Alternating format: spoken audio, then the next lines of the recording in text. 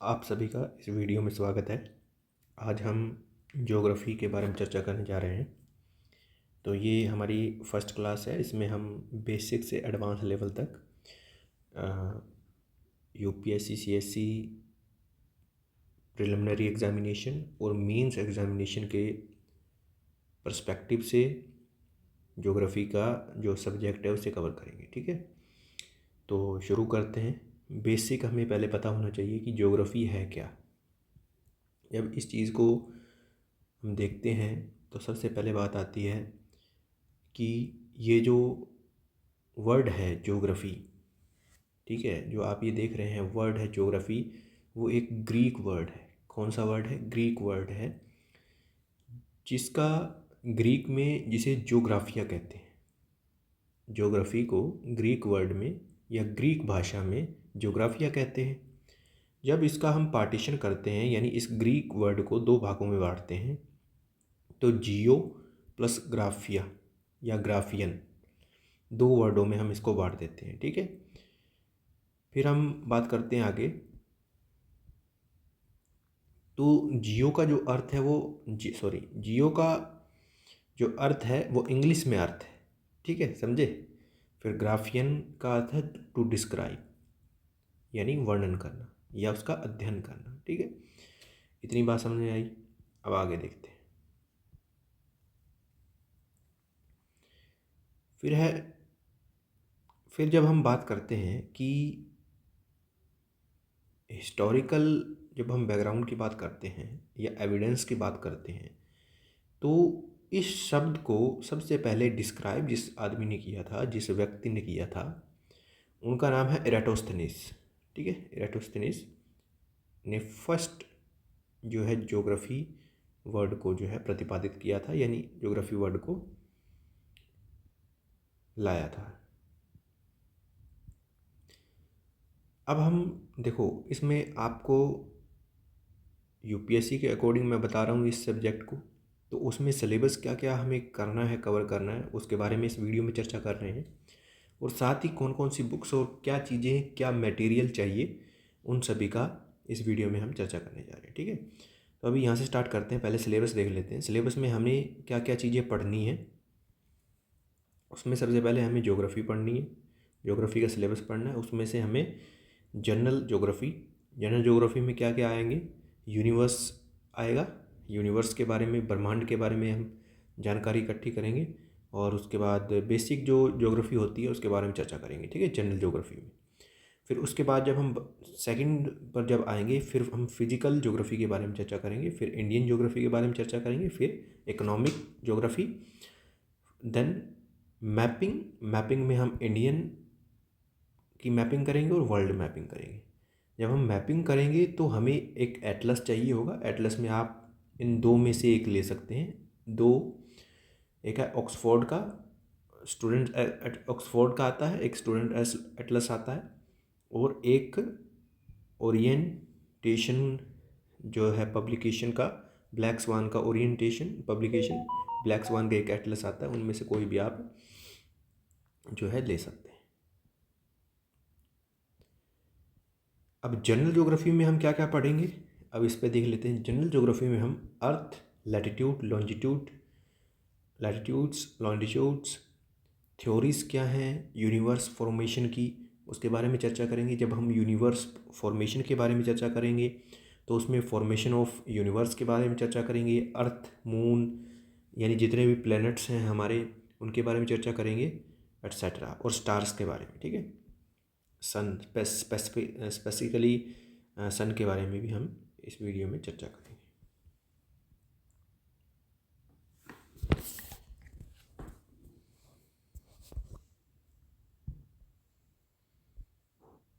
फिर ये तो हमारी जनरल ज्योग्राफी के बारे में सिलेबस हो जाएगा, ये वाला जनरल ज्योग्राफी के बारे में हो जाएगा। फिर उसके बाद जब हम सेकंड, जब दूसरी क्लास लेंगे, उसमें से हम बात करेंगे जो मॉर्फोलॉजी की, जो मॉर्फोलॉजी की। ठीक है, उसमें से interior of the earth and rocks के बारे में चर्चा करेंगे। Origin of continents and oceans के बारे में चर्चा करेंगे। Then formation of mountains. ठीक है। सेकंड टॉपिक वो होगा हमारा।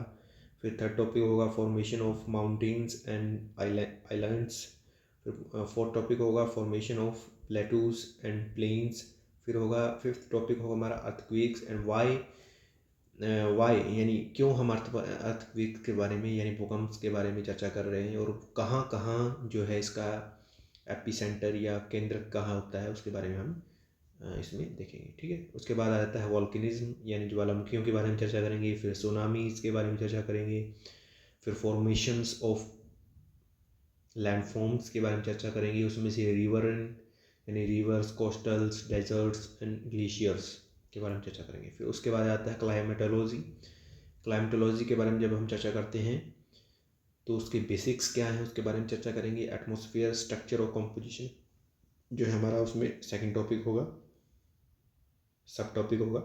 फिर उसके बाद atmosphere, temperature, pressure and pressure systems क्या है उसके बारे में चर्चा करेंगे। लैप्स रेट क्या होता है और टेम्परेचर इन्वर्जन क्या है इसके बारे में चर्चा करेंगे। फिर फिफ्थ हमारा टॉपिक होगा water in atmosphere. Water in atmosphere, humidity, इसमें भी क्या क्या चर्चा करना है। ह्यूमिडिटी के बारे में चर्चा करना है, मिस्ट के बारे में चर्चा करना है, फोग, ठीक है, क्लाउड्स, प्रेसिपिटेशन के बारे में चर्चा करना है, वर्षण। ठीक है। ये जो वीडियोज़ होंगी वो हिंदी में भी आपको मैं बताऊंगा, पर मटेरियल आपको इंग्लिश में दिया जाएगा, हिंदी में दिया जाएगा। ठीक है। और यहाँ जो मैं आपको स्क्रीन पर बताऊंगा वो इंग्लिश में लिखा होगा ज़्यादातर, और हिंदी में भी लिखा हुआ हो सकता है। नेक्स्ट टॉपिक होगा pressure belts, winds of the world. Seventh होगा air masses, jet streams, for fronts, cyclones, thunder storm और टोर्नाडोज। फिर आएगा वर्ल्ड क्लाइमेट क्या है, लास्ट टॉपिक होगा। फिर उसके बाद हम नेक्स्ट टॉपिक पे चले जाएंगे, वो होगा हमारा नेक्स्ट सब्जेक्ट पर चले जाएंगे, वो होगा ओशिनोग्राफी। ओशिनोग्राफी में हमने इंट्रोडक्शन ऑफ ओशन रिलीफ्स के बारे में इंट्रोडक्शन पढ़ना है, ओशन रिलीफ्स के बारे में पढ़ना है।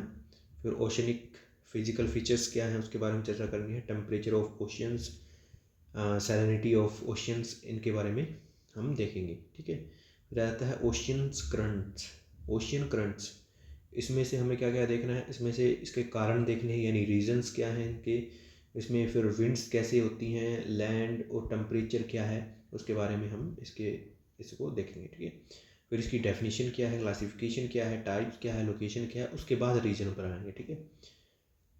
फिर इसकी एप्लीकेशन क्या है, वेदर, नेविगेशन, क्लाइमेट और फिशिंग, ये सब चीज़ों के बारे में बात करेंगे। सिक्स टॉपिक होगा हमारा कोरल रीफ्स।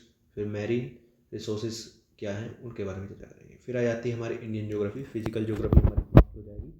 फिर हम इंडियन ज्योग्राफी पर आएंगे, और इंडियन ज्योग्राफी में हम इंडियन का एक्सटेंट क्या है और इसके बॉर्डर्स क्या क्या हैं उनके बारे में चर्चा करेंगे। फिर इसके फिजिकल फीचर्स के बारे में चर्चा करेंगे, उसमें से Himalayan, great plains, peninsular India and islands coast.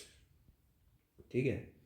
फिर उसके बाद आता है थर्ड इसमें टॉपिक आएगा, फिर उसमें आएगा ड्रेनेज सिस्टम। ड्रेनेज सिस्टम में इसका इंट्रोडक्शन, इंडस रिवर सिस्टम क्या है उसके बारे में, गंगा ब्रह्मपुत्रा रिवर सिस्टम के बारे में, पेनिनसुलर रिवर सिस्टम के बारे में चर्चा करेंगे। फिर आ जाता है उसके बाद पांचवा टॉपिक सॉइल्स।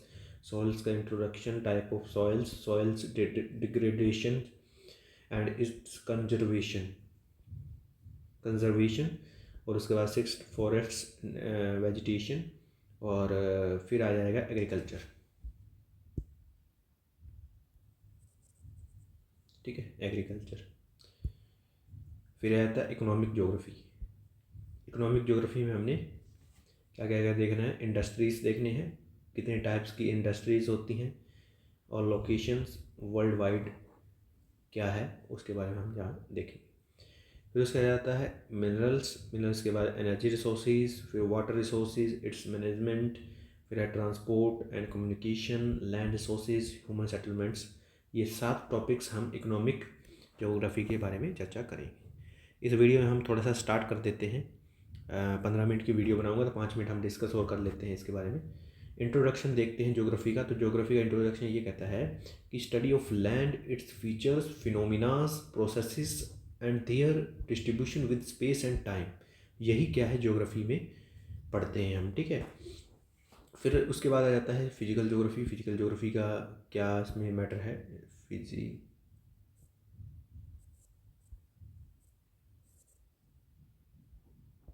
ज्योग्राफी, ठीक है।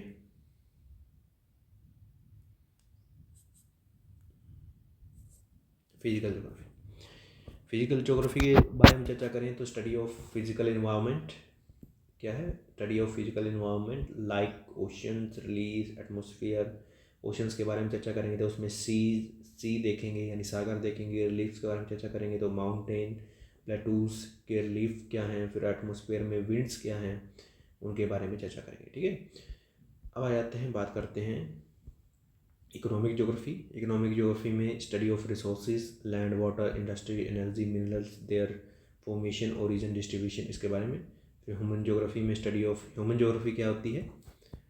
देखो फिजिकल ज्योग्राफी, पहले मैंने आपको ज्योग्राफी बताया है। ज्योग्राफी ग्रीक वर्ड है, कहाँ से आया है आपको बता दिया है। और सबसे पहले एराटोस्थेनीज ने इसको पेश किया था, इसको लाया था, ठीक है।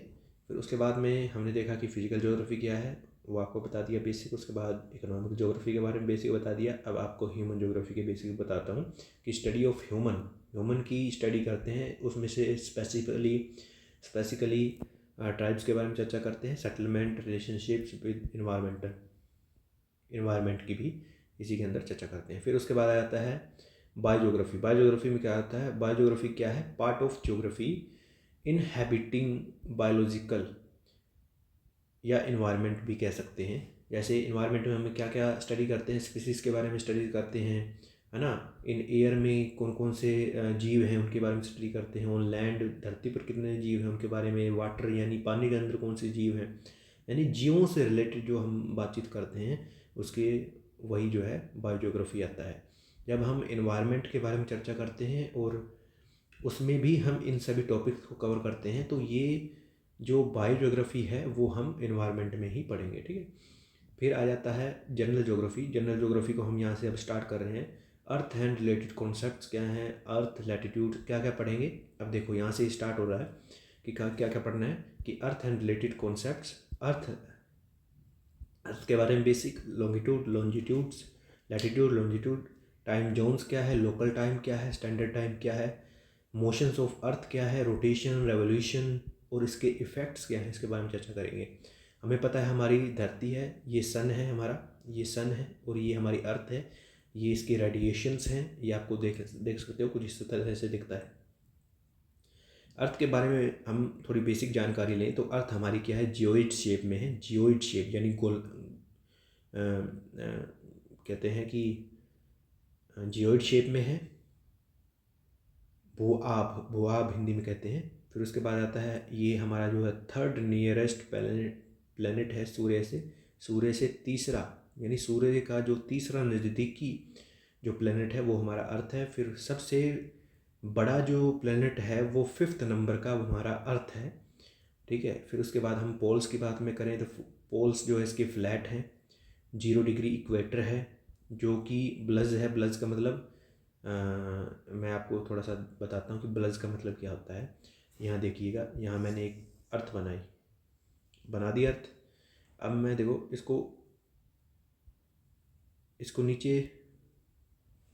इसको नीचे दबाऊंगा। जब मैं इसको नीचे दबा रहा हूँ तो देखो साइड में से ये वाले किनारे हैं ना, कैसे निकल गए, समझे। जब मैंने इसको नीचे दबाया तो क्या हुआ कि जो साइड के किनारे थे वो फूल गए, ये वाले निकल गए बाहर, तो इसी को ब्लज कहते हैं। इतना समझ लो, ऊपर से फ्लैट हो गए, नीचे यहाँ से ब्लज हो गए यानी बाहर निकल गए। यानी देखो ऐसे थी धरती तो ये इस तरह से हो गए, यानी ये जो साइड है बाहर निकल गई। आई होप आपको समझ आ रहा होगा मैंने क्या बोला है। और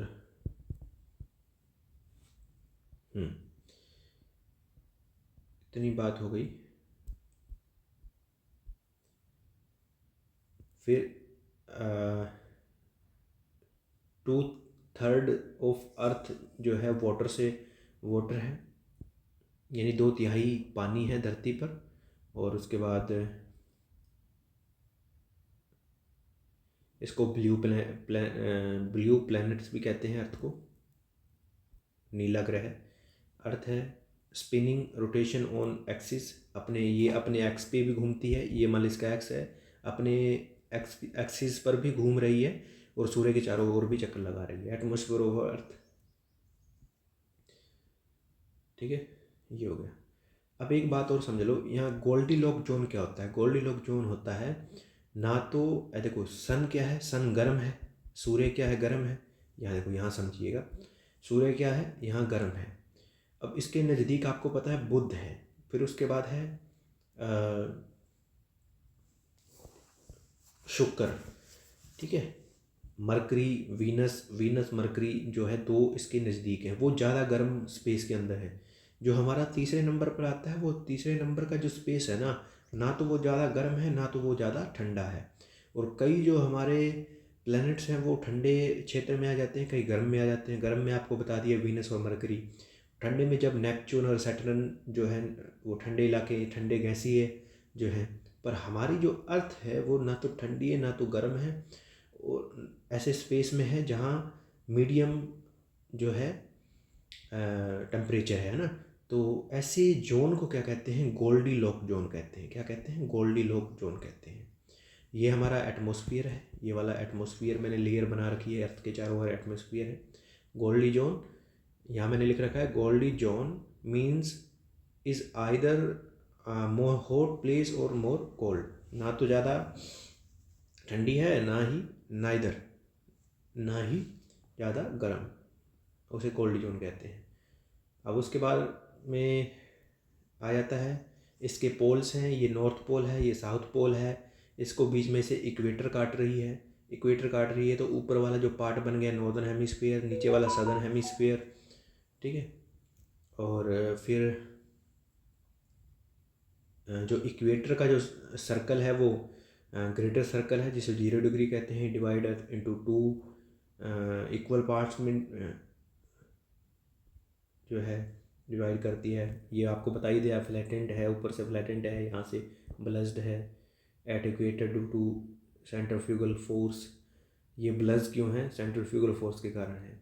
देखो सेंट्रीफ्यूगल और सेंट्रीपिटल फोर्स क्या होते हैं, जब आप मान लो एक रस्सी से एक बॉल बांध लीजिए, उसको जब आप घुमाएंगे, इस तरह से घुमाएंगे तो बॉल बाहर की ओर जाएगी, बाहर की ओर जाएगी तो वो क्या है, सेंट्रीफ्यूगल फोर्स है। और एक फोर्स आपने उस बॉल को खींच रखा है, वो फोर्स क्या है, सेंट्रीपिटल फोर्स है। ये इसके बारे में चर्चा थी। इसका एक सूत्र होता है सेंट्रीफ्यूगल फोर्स का, m यानी mass into velocity and into r यानी जो आपकी त्रिज्या होती है, रेडियस, एक्टिंग, ये चीज़ें ये आपको बता दिया।